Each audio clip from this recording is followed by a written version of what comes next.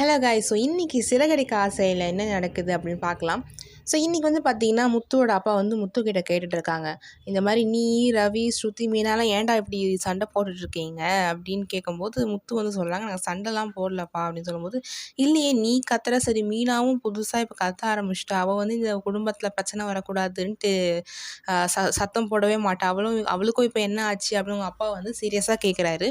முத்து வந்து சொல்கிறான், இந்த மாதிரி இல்லைப்பா, இது வந்து ஃபுல் அண்ட் ஃபுல் ட்ராமா, நீங்கள் பதட்டம் படுற அளவுக்குலாம் ஒன்றுமே இல்லை, இது வந்து ஃபுல் அண்ட் ஃபுல் ட்ராமா, அம்மாவுக்கோசம் நடக்கிற ட்ராமா அப்படின்னு சொல்கிறான். உடனே வந்து அவங்க அப்பா வந்து கேட்குறாரு, ட்ராமாவா, எதுக்கு ட்ராமான்னு சொல்லி முத்து வந்து எல்லாத்தையும் சொல்கிறாங்க. இந்த மாதிரி விஜயா வந்து அவங்க ஸ்ருதியோட அம்மா கிட்ட பேசினதும், ஸ்ருதியோட அம்மா வந்து மீனா கிட்ட சண்டை போட்டதும் எல்லாத்தையும் சொல்கிறாங்க. அதுக்கப்புறம் முத்து சொல்கிறாரு, இந்த மாதிரி மீனா கிட்ட அவங்க அம்மா வந்து ஸ்ருதியோட அம்மாவும் சண்டை போட உடனே நான் வந்து அவங்ககிட்ட சண்டை போடுறதுக்கு தான் போனேன். அந்த வழியில் தான் வந்து மீனா சொன்னா, இந்த மாதிரி நம்ம அவங்க கூட சண்டை போடனா பிரச்சனை வந்து இன்னுமே வந்து அதிகமாகுமே தவிர குறையாது. அதனால் நம்ம என்ன பண்ணலான்னா, ஸ்ருதிக்கும் ரவிக்கும் நம்ம 2 பேருக்கும் சண்டை வரா மாதிரி நடிக்கலாம். அதுதான் கரெக்டாக இருக்கும். அப்போ தான் அத்தையும் சந்தோஷப்படுவாங்க. இந்த பிரச்சனையும் வந்து வளராமல் அப்படியே இருக்கும் அப்படின்னு சொல்கிறாங்க. முத்துவும் சரி ஓகே. ஆனால் வந்து முத்து சொல்கிறாரு, இந்த மாதிரி பல்லக்குழல் அம்மா வந்து உங்ககிட்ட பேசினது தப்பு, என்றைக்காவது ஒரு நாள் நான் அவங்கள பார்த்துக்கிறேன் அப்படின்னு சொல்கிறாரு. உடனே மீனா வந்து ஸ்ருதிக்கு இதை ஃபோன் பண்ணி, இந்த பிளானை ஃபோன் பண்ணி சொல்லிடுறாங்க. ஸோ அதுதான், இது வந்து ஆல்ரெடி பார்த்தோம் இல்லைங்களா. ஸோ அவங்க ரூமில் வந்து சிப்ஸ்லாம் சாப்பிட்டுட்டு பேசிகிட்டு இருப்பாங்க. அது வந்து இன்னைக்கு எபிசோடில் வந்துச்சு. அதே மாதிரி வந்து முத்துவோட அப்பா சொல்லுவார், இந்த மாதிரி இது நீங்கள் பண்ணுறீங்க சரி, ஆனால் இது தொடர்ந்து வேறு ஏதாவது பிரச்சனை வராமல் பார்த்துக்கோங்கன்னு சொல்கிறாரு. அவ்வளோதான். ஸோ இதுக்கப்புறம் வந்து ரோகிணியோட அம்மா கதை தாங்க வந்துச்சு.